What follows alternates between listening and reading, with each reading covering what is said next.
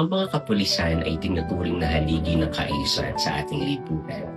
Sila ang unang tumutugon sa mga pangyayari na maaaring magdulot ng panganib sa kapayapaan ng komunidad.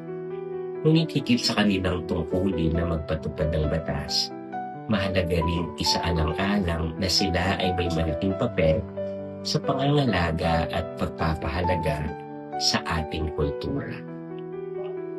Sa isang bansang mayaman sa kasaysayan at tradisyon, mahalagang ang bawat alagad ng batas ay may malalim na pag-unawa at respeto sa kultura ng mga taong kanilang pinaglilingkuran, tulad ng ating kulturang Pilipino.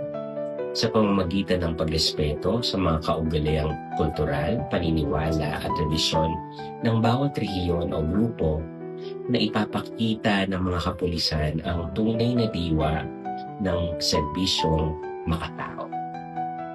Ang isang pulis na may malasakit sa kultura ay hindi lamang sumusunod sa batas, kundi gumagalang din sa pagkakakilanlan sa bawat Pilipino.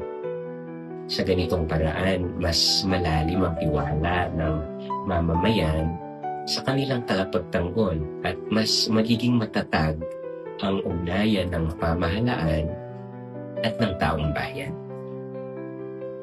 Ang tunay na kapayapaan ay hindi lamang nasusukat sa katahimikan, kundi sa pagkakaroon ng pagkakaunawaan at paggalang sa kultura ng isa't isa.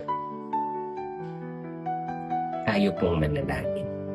Dakilang mapaglikha, maraming salamat sa mga kapulisan na buong tapang at malasakit na naglilingkod sa aming bayan. Gabayan mo po sila sa kanilang tungkulin, naway maging huwaran sila ng katarungan, paggalang at pagmamahal sa kapwa. Itanim mo po sa kanilang puso ang pagpapahalaga sa kultura at pagkakaiba ng aming mga lahi. Amen.